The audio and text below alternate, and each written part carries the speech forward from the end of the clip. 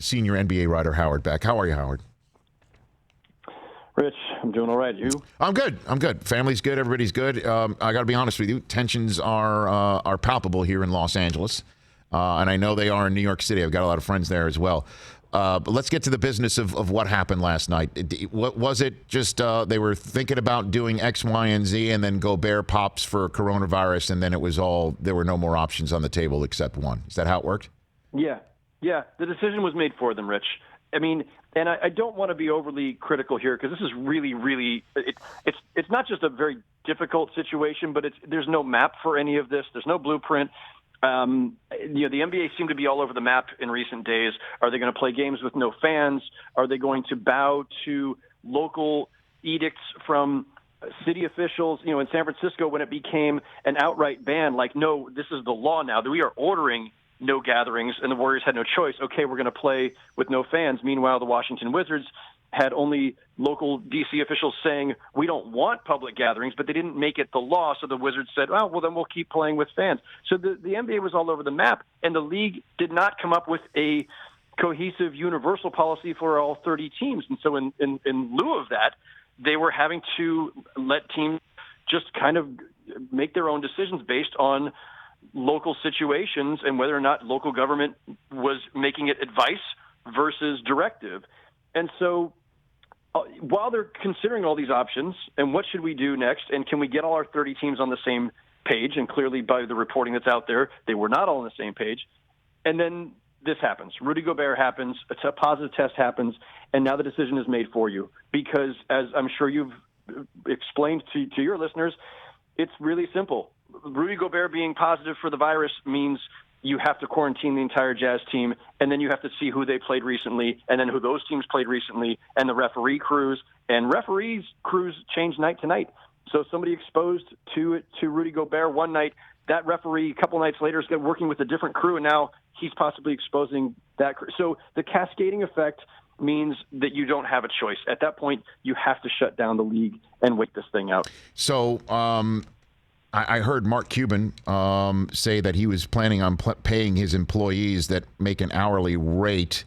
Are all NBA teams going to do what Cuban's doing? Because that is obviously after the I guess depression of the situation that the NBA has got to suspend its season. That's the first thing I thought of is like, what about all the people who depend on living and making their rent based on these home games that aren't going to be played now? I would hope other team owners would follow Mark Cuban's lead. I would hope that the league, in fact, itself would try to rally everyone toward a policy like that, and that they would take care of everybody who relies on this league for their livelihoods. I've not seen or heard of any other teams volunteering that yet. Doesn't mean that they're not doing it. It's still really early, and you can add that to the list of about 1,000 questions that need to be answered hopefully sometime soon. The Board of Governors is meeting via conference call shortly here, maybe even as we speak. Right. And I'm hoping that in the wake of that, we'll get more information from the NBA about its thought process, about what things may come next, and maybe even about things like, yes, how are you going to take care of all these employees of teams and arenas? Now, I would ask you the next question. Well, anyway, and I know the answer that nobody knows. Nobody knows, right? I mean, this is just basically going to take it week by week, or the way that we're looking at these standings is the way that this is going to wind up. Is it possible that if everything is somehow mitigated, because this can't be completely contained until there's a vaccine, is it possible that the start of next year is delayed and this year gets finished after a few months hiatus? I mean, what's the concept that's being discussed right now? This idea that the NBA would, resume whenever, 2 weeks, 3 weeks, 4 weeks from now, whenever it is, and reschedule all the lost games, play a complete 82-game season, start the playoffs, go in through the summer. I think of all the things I've heard seems the least likely to me, because now you're pushing back the draft, free agency, pushing back or wiping out summer league. You're probably eliminating the possibility of NBA players playing in Tokyo, if there even is an Olympics in Tokyo. And more than any of that, or at least as important, if the season doesn't end, if the finals don't end until sometime in August, I'm not sure the players' union is going to go for that when you got to turn around and have guys then report again a month later. That does not make much sense to me. The thing that makes the most sense to me and to people I was texting with last night around the league, and granted, none of these people are in a position to make the policy decision, and it will be made above their pay grade. But I was checking in with just smart people I know around the league. Like, what seems like the most likely scenario here? And everyone's kind of guessing. But the most likely and sensible scenario seems to be you shut down for however many weeks this is going to be, 2, 3, even 4 weeks. You wipe out what's left of the regular season schedule. You freeze the standings where they were last night. You play the playoffs based on those standings. And you pick up with, a month from now when the playoffs would normally be starting anyway. And then you're not having to rebook arena nights or reshuffle or do anything else, and you're not playing into the summer. You're staying on your normal calendar, and everything else is intact. That seems to me to be the cleanest way to do it, but it's easy for me to say I'm not the one who's giving up 20-25% of the season revenues by wiping out the rest of those games. Howard Beck of Bleacher Report here on the Rich Eisen Show. And then just the whole idea of disruption and, money in the pockets of obviously the economy of the game outside of, again, the people who depend on the wages to make ends meet. And hopefully they are made whole by ownership and management of the NBA. It really just does pale in comparison to public health issues. So yes. What is your reporting on how it was discovered that Gobert might have had coronavirus, since he apparently was not terribly symptomatic? What happened last night based on what you could tell, Howard? I wish I had that information, Rich. I wish I could have more to tell you on that. I honestly don't know. Information on that right now is pretty scant, pretty hard to come by, and probably for good reason.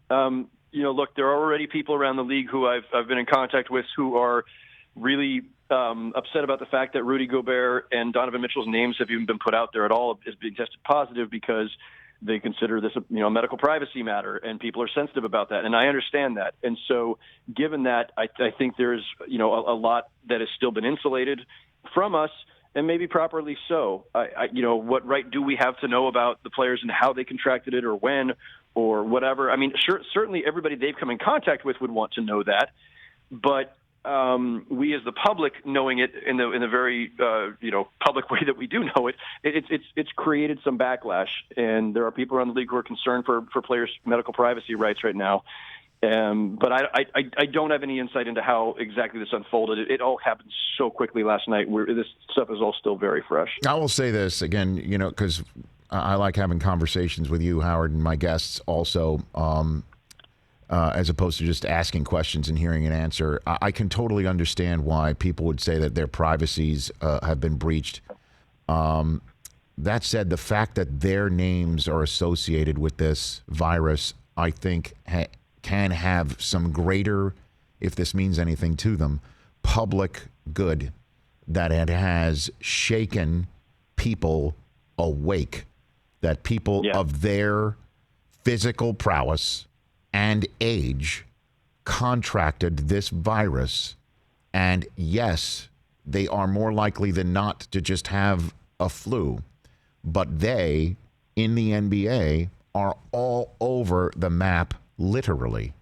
And it's very important for us to know who has it and how, if we can, find out they got it, because it can be so helpful to everybody to understand this and calm some nerves and tension. Certainly if in 2 weeks from now we find out Gobert is feeling great, right? And Donovan Mitchell's feeling great, and we know that they didn't push it around.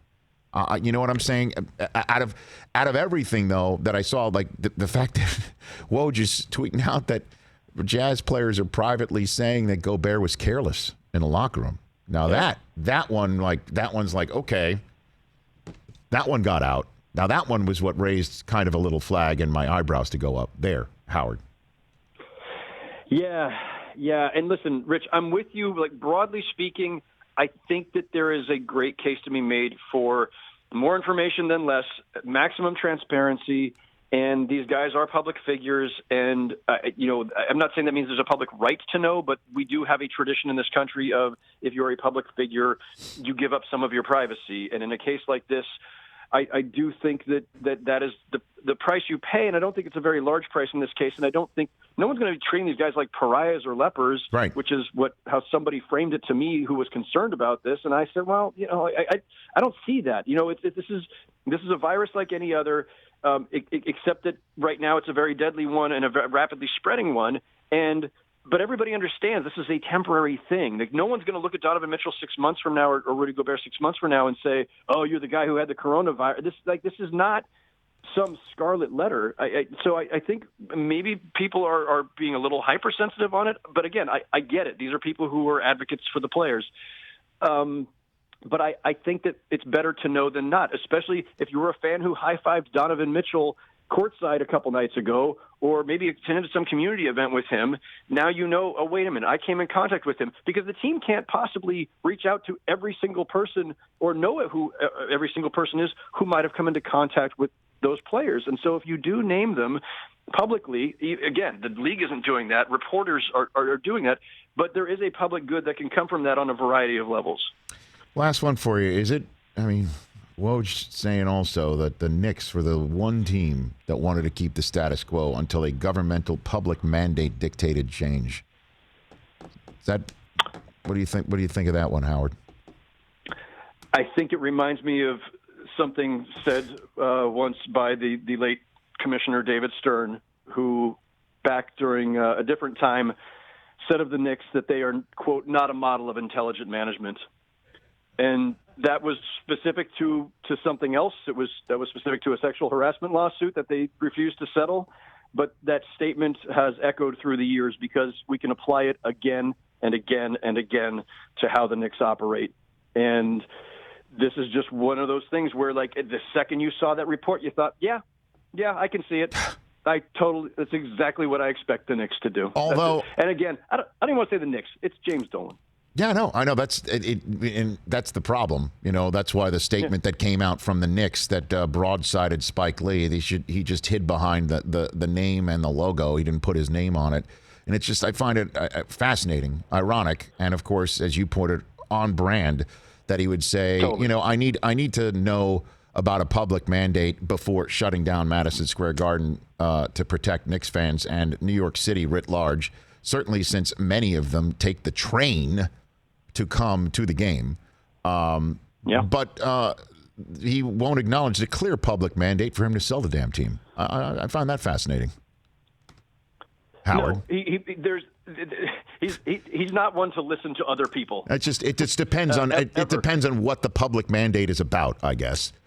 Look, I appreciate the time, Howard. I appreciate the conversation, and I know I just hope you and everyone you know is hale, hearty, and well. And next time we speak, I find nothing different. So thanks for the call. Same to you, my friend. Good talking to you. My best to you and Susie. Thank you, brother. That's Howard Beck of Bleacher Report.